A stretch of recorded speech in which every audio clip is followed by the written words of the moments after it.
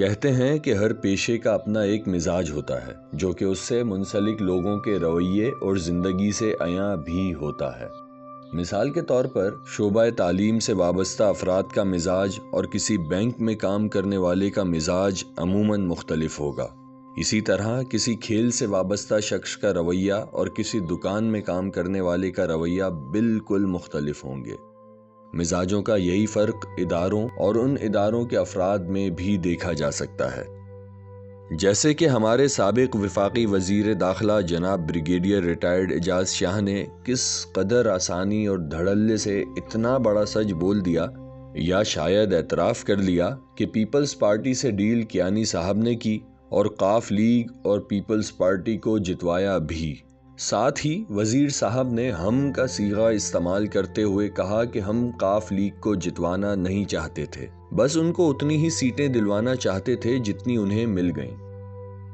یہ سچ صرف اسی ادارے کا آدمی بول سکتا ہے جس ادارے سے اعجاز شاہ صاحب کا تعلق رہا ہے، ورنہ تو لوگ ایک سچ بولنے کی سزا پوری عمر پاتے ہیں۔ کیا اعجاز شاہ کا یہ بیان اس حقیقت پر مہر ثبت نہیں کرتا جس حقیقت کے بیان کرنے میں کئی پر جل جاتے ہیں اور کئی ٹیلی ویژنز کی اسکرینیں کالی کر دی جاتی ہیں؟ اور کیا یہ وہی سچ نہیں جس کا اظہار ہمارے پیارے ووٹوں کی طاقت سے بنے وزیر اعظم عمران خان صاحب برملا کیا کرتے تھے؟ حتیٰ کہ بھارت کے ایک نجی پروگرام میں نام لے کر اداروں کو انہوں نے مخاطب بھی کیا تھا۔ لیکن چلیں چھوڑیں، اب تو وہ خود وزیر اعظم بن گئے ہیں۔ وہ میر کہتا ہے نا، میر کیا سادے ہیں، بیمار ہوئے جس کے سبب اسی عطار کے لڑکے سے دوا لیتے ہیں۔ خیر، اقتدار کے اندر اور باہر کی دنیا ایک سی نہیں ہوتی۔ احمد نورانی صاحب سے اس بارے میں بات ہوئی تو ان کا کہنا تھا کہ ایسا اعتراف کوئی پہلی بار نہیں ہوا اور یہ انتخابات کا جوڑ توڑ ایک کھلا راز ہے جسے سب جانتے ہیں۔ ان کا یہ بھی کہنا تھا کہ ہماری اسٹیبلشمنٹ کی ہمیشہ سے خواہش اور کوشش رہی ہے کہ وہ براہ راست حکومت میں رہیں، لیکن جیسے جیسے میڈیا مضبوط ہوا، دنیا میں معلومات کی روانی تیز ہوئی اور عالمی اداروں کا دباؤ بڑھا تو فوج نے ڈرائیونگ سیٹ کے بجائے پچھلی سیٹ پر بیٹھ کر حکومت کرنا شروع کر دی۔ کہانی روز اول سے وہی ہے، بس سہولت کار اور کردار بدلتے رہتے ہیں۔ اعجاز سید صاحب کا تبصرہ بھی اس ضمن میں خاصی اہمیت کا حامل ہے۔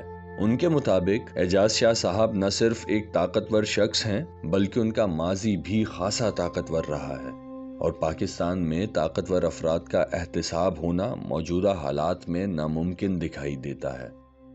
اعجاز شاہ صاحب نے جو کہنا تھا کہہ دیا، یہ ان کا ذاتی فعل تھا، لیکن سوال یہ ہے کہ تحریک انصاف میں اتنا انصاف موجود نہ تھا کہ وہ اعجاز شاہ جیسے غیر جمہوری شخص کو خود سے الگ کریں؟ کیا جیل، سزا اور احتساب بھی سلیکٹڈ ہی رہیں گے؟ اعجاز شاہ اور ان جیسے دوسرے کرداروں کے خلاف جب تک کوئی ٹھوس کارروائی نہیں ہوتی، ہم ایسے بہت سے سچ سنتے رہیں گے لیکن کچھ کر نہیں سکیں گے۔